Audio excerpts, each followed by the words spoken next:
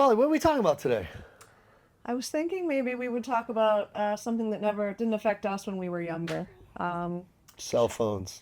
Well, that and childhood predators on the internet. Yep. Certainly not problems that we had to, deal with growing up, and I mean, especially with the rise of Instagram and Facebook and Snapchat. I mean, they're huge, huge, huge problems. Even some of the texting apps. Yeah. WhatsApp and Signal and all of them. I mean, um, they become real breeding grounds for these sexual predators, especially like the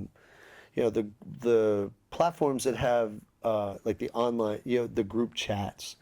Yeah, because what we've been seeing is that these people that are, they're sick. I mean, obviously they got this, real twisted mentality of wanting to see little boys or girls, and so they have all these code names and words that they kind of go in and create these chat rooms, and then they're buying, selling, and I mean, in the worst case, like trafficking, you know, And I was just going to ask you that, and then it leads to that, or yeah, can lead it to that. can, yeah, and I mean, and the problem is, these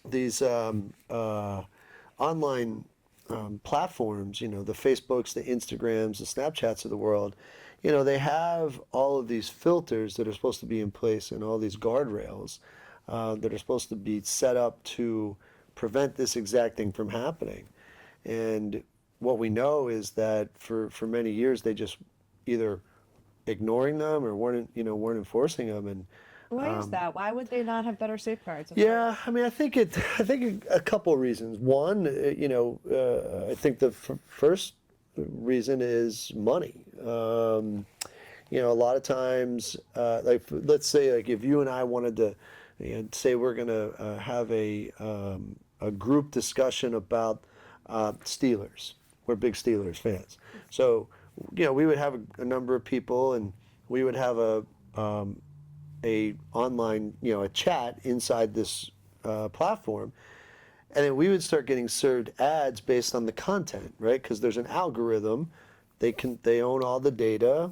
They see everything that you're doing, and the algorithm then serves us ads. So we would get, ads for Steelers memorabilia, Steelers tickets, anything related to the Steelers. Well, the same holds true for, people that, have this desire to traffic in child pornography, being an online predator.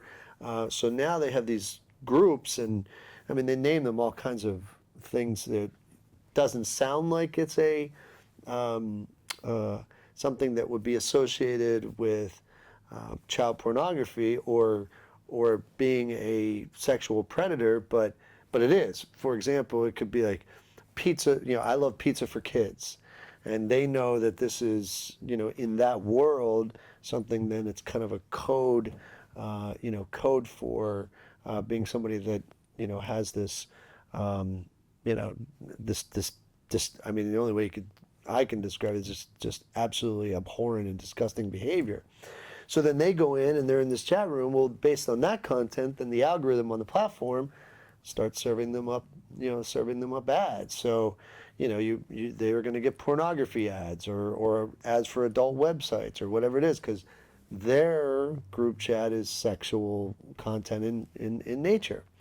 And so that's number one. And then I think the second reason is that there's been there's been this movement over the past couple years to, we had some censorship of things that were going online. I mean, obviously Donald Trump got removed from Twitter and YouTube and everything else, and Facebook, and so now, then Elon Musk buys Twitter, and now there's been this, real movement to kind of not take anything off. Right. And so, now it's they look at free speech, but like free speech has always had outer edges. And I think that's what some of these platforms are wrestling with. It's like, oh, okay, well, where does it cross the line? I think should always cross the line if it's some type of illegal behavior. Like you can't, I mean, if this was going on in your house, if you had, a bunch of, child porn in your house and you didn't do anything about it, you'd get arrested, Trouble, right? right? So, like when you think of it like in those terms, like it's, yeah, okay, that makes sense. Like if somebody, if there was somebody in my home and I wasn't taking steps to prevent it, I would get arrested. Right. But the internet is really no different. I mean, if you're allowing that to go on in your house, you should be arrested, right? So why is it different? Like they're providing the platform, and They're taking it a step further. They're not just allowing it; they're helping it. no question, they're helping it. They're facilitating this. Like it doesn't happen anymore without these social media platforms, whether it's or the texting platforms or whatever it is.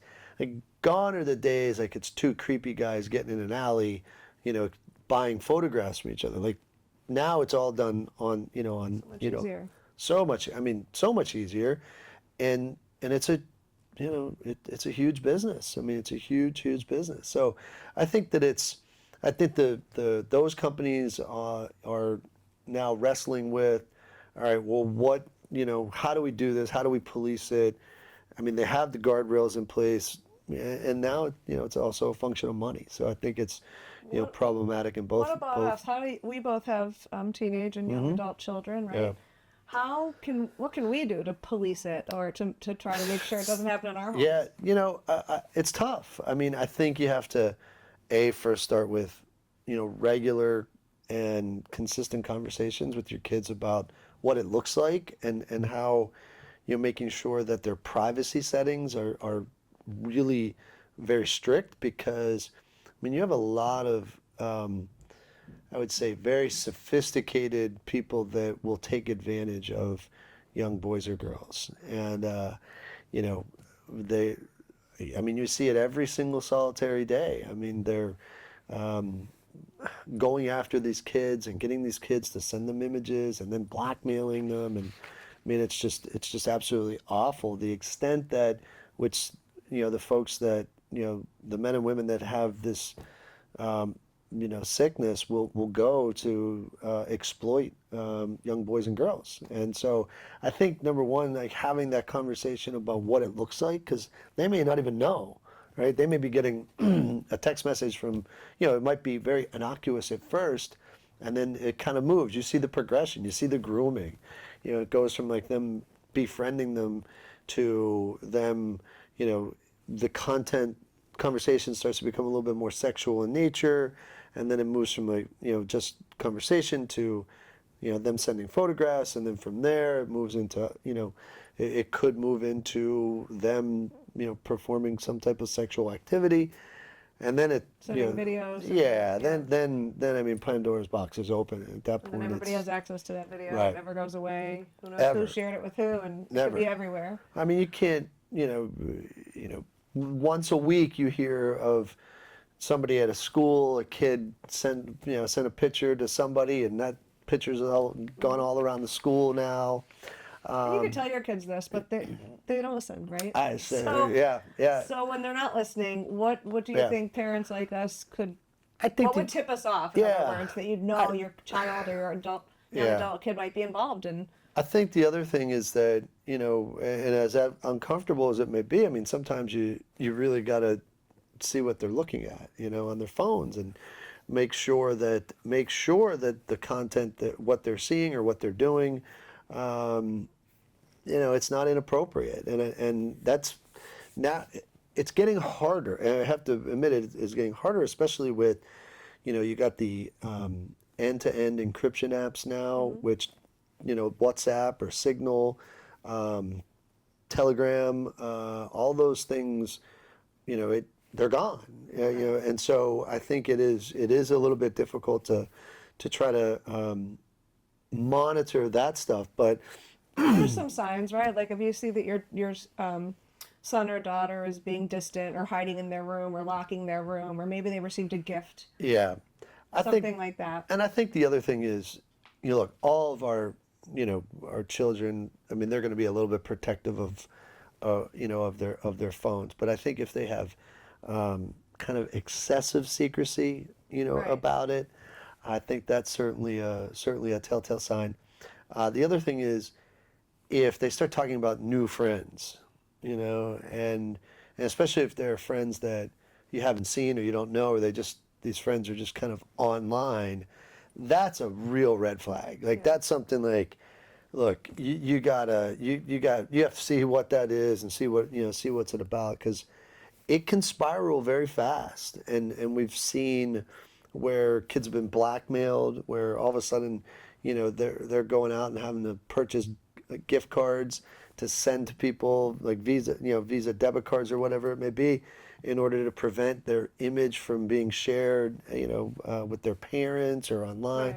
Right. So it Or can even have. their parents finding out and grounding them. Right, right, The right. repercussions. No question, no question. And then I think, you always got to, with anything with our kids, but especially with this stuff. I mean, if you start seeing they're more anxious or withdrawn or just a real change in behavior, I think you got to really kind of dig in and see what's going on, because um, it as we were saying, like it can spiral out of control very quickly. And you could see it. You could just watch that progression, and we've seen it time and time again.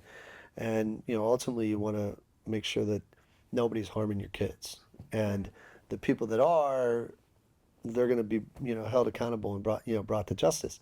I mean, there was 2 years ago there was a local bust, and the guy had like I think like 20,000 images of boys and girls. I mean, that's what it's hard to wrap your head around. How it gets to that. 20,000 images of sexual images of young boys and girls. Like, my God, like what is this guy doing? I mean, and so, but there's those people that are out there everywhere. And the other thing that I think that parents have to really talk to their kids about is like, look, if this is something that is they think is happening, or like, they got to report it.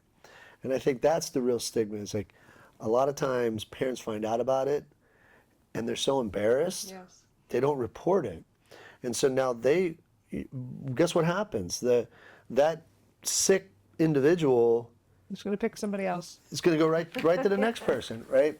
Yeah. So I think that reporting requirement, calling your local DA, calling your local police, calling the FBI, because at the end of the day, when these images are going over the computer, over the internet, that's a federal crime. And so, alerting law enforcement to this, you got to do it, because we see it time and time again. Parents are like, they just want to forget about it. They want to move on. They want There's to. protections in place for these kids. No question Reporting about it. protections, No, right? I mean tons. Excuse me, tons of reporting protections. The rape shield laws are fantastic. So there's tip lines. Yeah, they're all anonymous, and they work really well. But you got to use them, right? You got to use them. And then I think the other thing is, just some legislation that actually has some teeth against these social media platforms, because their response is always, hey, listen, we don't. It's not our content; it's Molly's content, and we're just a platform for the sharing of this content. That's nonsense anymore. And they know. Look, they have an obligation if they're going to be providing this platform. Then Making money off the making platform. money, Right. making trillions of dollars. I mean, the internet is now a $1 trillion business.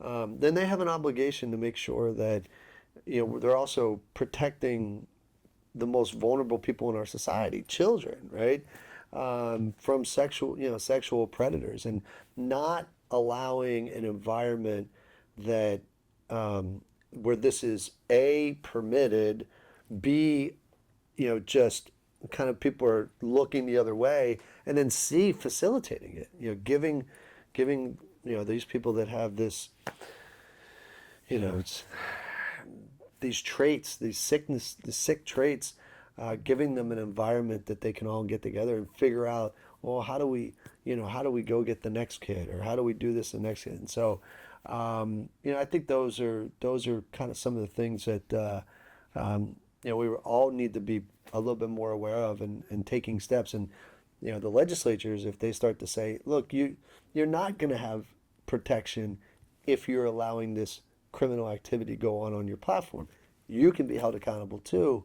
I think that we'll see some real changes in that, or we should see some real We hope change. that's happening, but we haven't really seen much of it. No, I mean, not as of yet. Matter of fact, the opposite is true, where all the big social media companies, all these big tech companies, they're pushing back hard. They don't want any content regulation.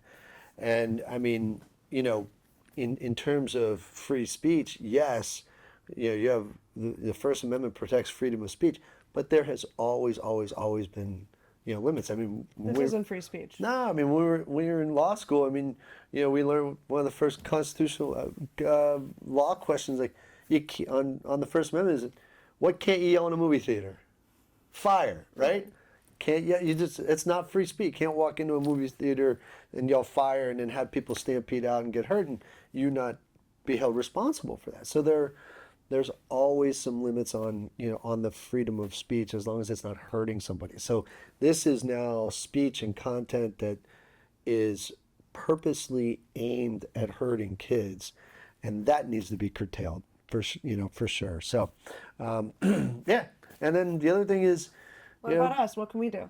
well, I'm Besides talk to our kids. get rid of our cell phones and go back to the late 80s or early 90s. I wish we could, Ed.